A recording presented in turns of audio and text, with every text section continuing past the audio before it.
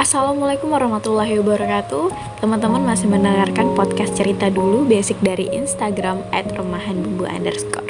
Nah, di episode kali ini Tasya akan berbicara tentang trauma masa kecil yang berpengaruh ke masa depan. Ini berdasarkan request dari teman-teman setia yang pantengin terus Instagramnya @remahanbumbu_. Insya Allah kita akan kemas dengan sebaik mungkin sehingga informasinya bisa nyampe ke teman-teman. Tapi sebelum itu, seperti biasa, bantu support channel ini dengan cara klik tombol like dan subscribe, dan jangan lupa share ya, semoga bermanfaat. Oke, langsung aja kita masuk ke pembahasan gimana sih memahami trauma masa kecil dan efeknya bagi fisik dan mental. Nah, dilansir dari kompas.com bagian healthy-nya, ada beberapa yang menjelaskan tentang hal ini. Jadi, peristiwa traumatis memang tidak selalu meninggalkan luka fisik, namun seringkali meninggalkan luka psikis dan emosional. Nah, luka tersebut bisa berpengaruh pada kesehatan fisik dan mental anak, bahkan hingga dia beranjak dewasa. Nah, psikolog mengatakan bahwa anak-anak seringkali tumbuh dengan peristiwa traumatis. Nah, oleh karena itu, diperlukan bantuan orang dewasa untuk mengatasi hal ini. Sebagai yang kita tahu, peristiwa traumatis itu banyak banget ya, termasuk kayak pelecehan, terus menyaksikan kekerasan, atau bencana alam yang memang selalu menakutkan bagi setiap anak. Apalagi anak-anak melihat dunia dengan cara yang berbeda dari orang dewasa. Itu sebabnya apa yang dianggap biasa oleh orang dewasa bisa menjadi hal yang menakutkan bagi anak-anak. Nah, peristiwa seperti intimidasi di sekolah, kematian anggota keluarga, atau perceraian juga bisa membuat anak trauma. Nah, jadi ada beberapa faktor yang meningkatkan trauma pada anak. Nah, menurut psikolog juga nih, ada yang membuat seorang anak ini bisa mengalami trauma jangka panjang. Yang pertama, usia. Trauma dapat terjadi pada usia berapapun. Namun, anak-anak yang berusia di bawah 8 tahun ini sangat rentan mengalami trauma. Nah, di poin kedua, ada tingkat trauma. Tidak semua orang mengalami trauma dengan cara yang sama. Beberapa anak dapat bangkit kembali dari stres besar, sementara yang lain lebih terpengaruh oleh hal-hal yang dianggap tidak terlalu parah. Nah, secara keseluruhan, semakin ekstrim trauma, semakin tinggi efeknya pada anak. Nah, di poin ketiga, itu ada durasi trauma. Paparan kronis atau berulang terhadap kejadian buruk meningkatkan resiko masalah kesehatan yang berkelanjutan. Anak-anak yang menyaksikan kekerasan berulang di lingkungan yang tidak aman atau mereka yang dilecehkan lebih cenderung memiliki trauma jangka panjang. Nah, setelah itu ada nih efek trauma di masa anak-anak. Trauma masa lalu dapat berefek panjang bagi anak yang mempengaruhi kesehatan fisik mereka. Anak-anak yang mengalami peristiwa traumatis memiliki peluang lebih besar untuk mengalami gangguan kesehatan. Nah, contohnya seperti apa? Ya, kadang mereka menunjukkan ekspresi kayak seperti kegelisahan. Terus, apalagi sih gangguan kesehatan lainnya, yaitu kanker juga bisa jadi, depresi apalagi, diabetes ini bisa terjadi banget. Nah, terus selanjutnya ada penyakit jantung, kegemukan atau obesitas, terus gangguan stres pasca trauma atau biasa disingkat oleh psikolog itu adalah PTSD. Nah, selanjutnya bisa mengganggu kesehatannya itu stroke dan penyalahgunaan zat. Apa aja sih respon trauma ya? Nah, respon trauma pada anak bisa terjadi lewat dua cara, yaitu respon fisik sama emosional. Nah, kalau respon fisik itu merupakan tubuh ini merespon stres emosional dengan cara yang sama seperti tubuh merespon stres fisik. Nah, respon tersebut bisa berupa peningkatan kadar protein atau hormon tertentu. Nah, selanjutnya setelah cedera kepala fisik seperti gagal otak, terus kayak misalnya kadar protein yang disebut S100B meningkat. Nah, kadar protein tersebut berpotensi meningkatkan peradangan yang berpotensi merusak di otak. Para peneliti nih menemukan tingkat protein yang sama pada anak-anak yang mengalami trauma emosional. Nah, sementara itu, stres mempengaruhi tubuh dari ujung kepala hingga ujung kaki loh teman-teman. Nah, ketika sesuatu yang menakutkan itu terjadi, hormon stres membuat jantung berdetak kencang dan membuat tubuh mengeluarkan keringat dingin.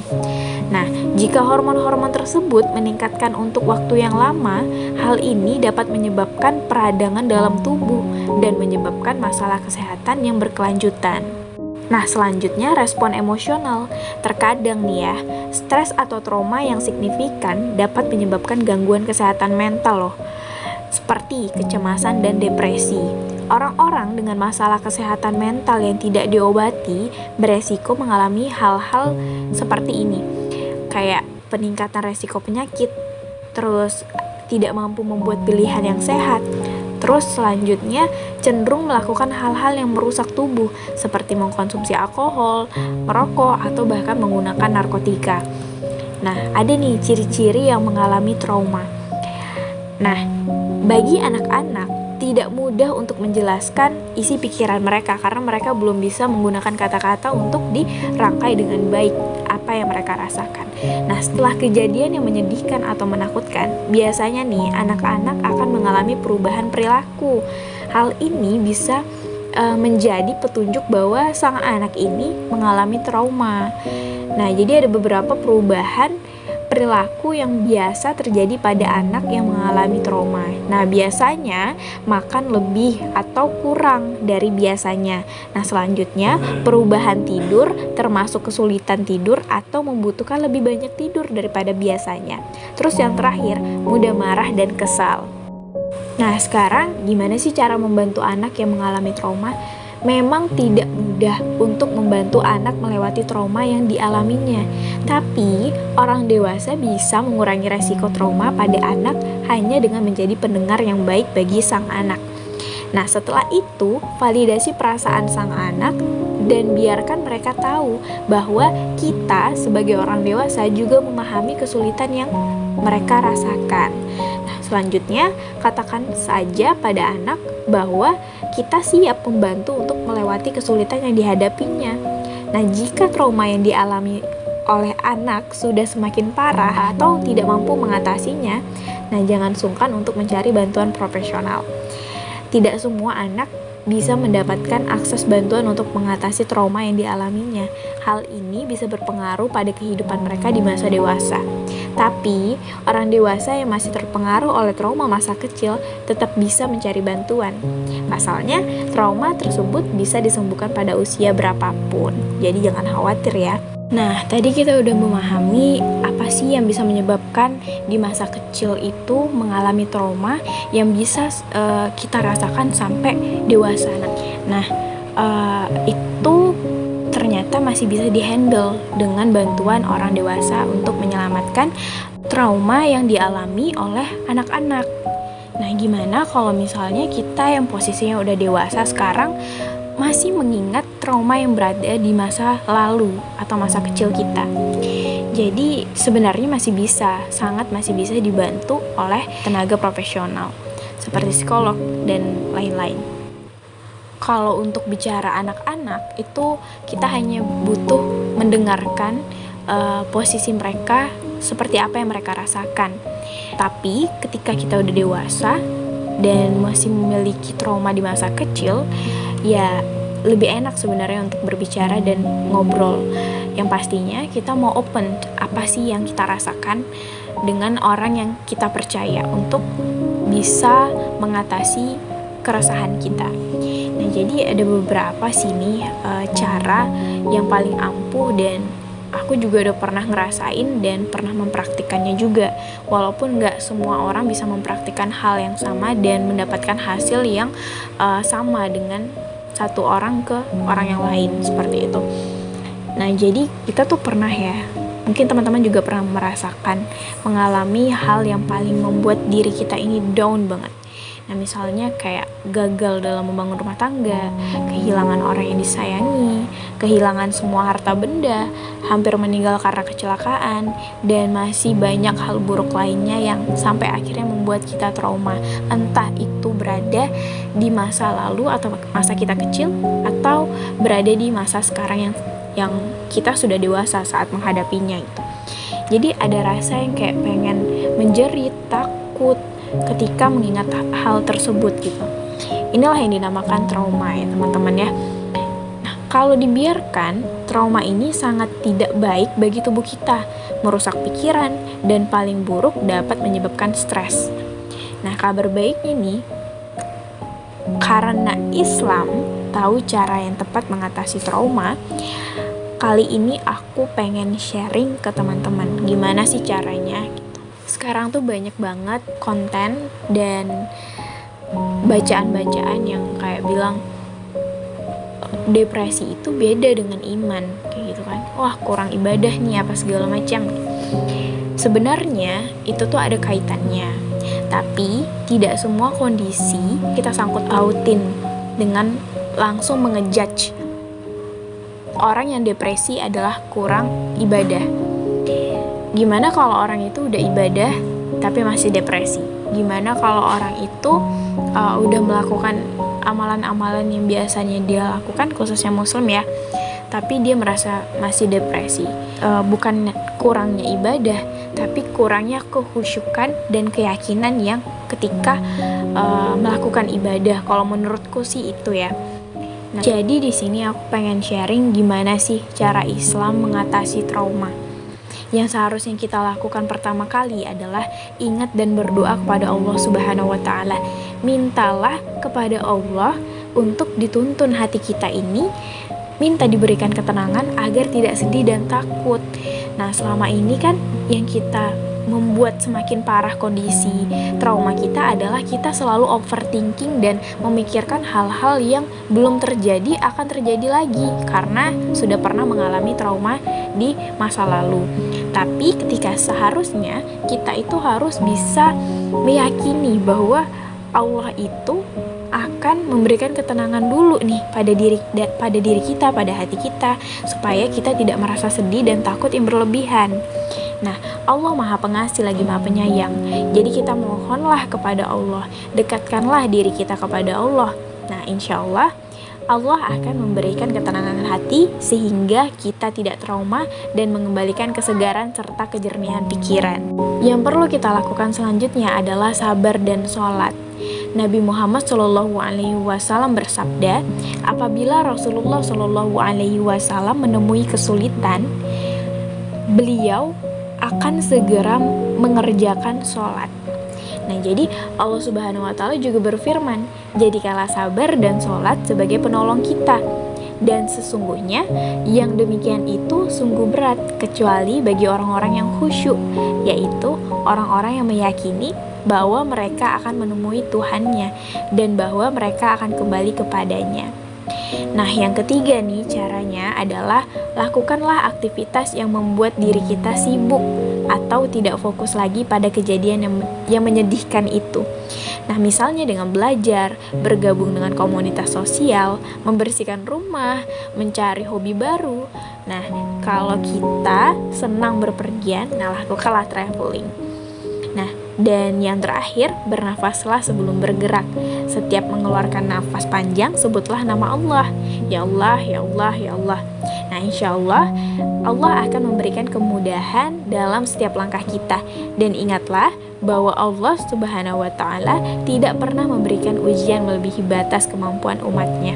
Jadi, apapun yang menimpa kita, insya Allah kita dapat melaluinya dengan atas izin Allah.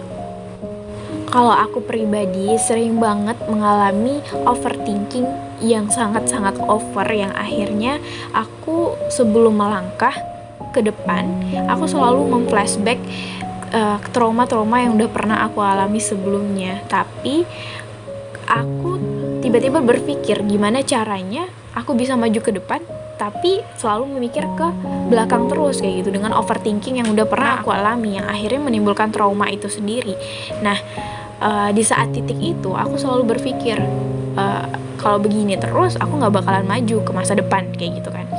Nah, dari situ kita harus bermodal meyakini bahwa Allah itu nggak akan menguji hambanya melampaui kemampuan hambanya. Jadi trauma itu masih bisa kita atasi dengan sendirinya. Jika kita masih merasa tertekan dan bahkan harus meluapkan dulu nih, ceritain ke orang lain dulu baru kita merasa tenang, silahkan. Dengan catatan orang yang kita bakal ceritain itu adalah orang yang kita percaya untuk menyimpan apapun yang kita rasakan, seperti itu.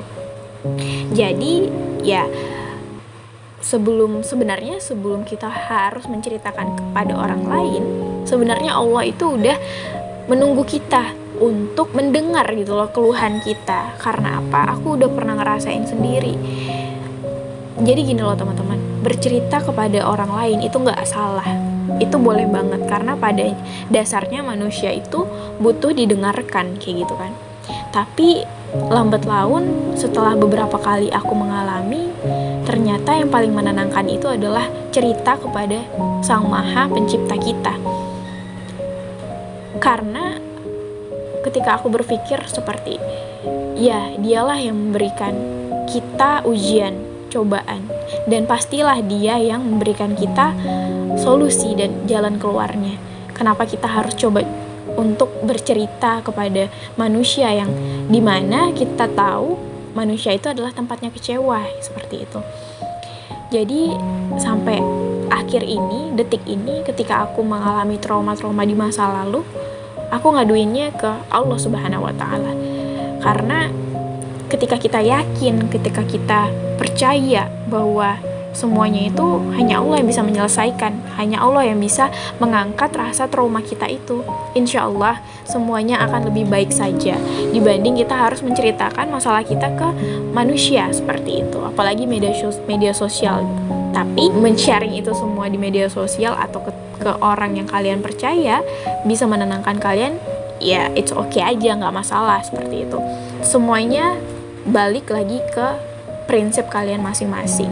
Tapi percayalah bahwa setiap masalah yang kita hadapi pasti akan mendewasakan kita, pasti akan membuat diri kita lebih baik lagi, dan pastinya kita akan naik kelas.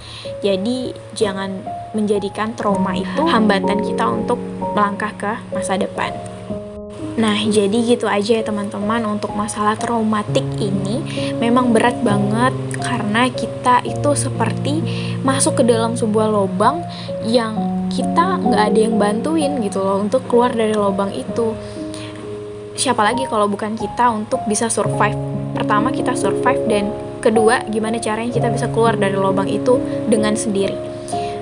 Ya dari versiku sendiri, bahwa setiap apapun masalah yang kita hadapi, apapun trauma yang kita hadapi, dari kecil sampai besar, ketika Allah masih mengizinkan kita untuk bisa merasakan dewasa itu apa, kita harus bisa merubah trauma itu yang berada di masa lalu kita menjadi apa ya, ibaratnya kalau dianalogikan itu seperti kepompong, yang ketika kepompong itu adalah masa kecil kita dan kupu-kupu itu adalah masa dewasa kita, seperti itu.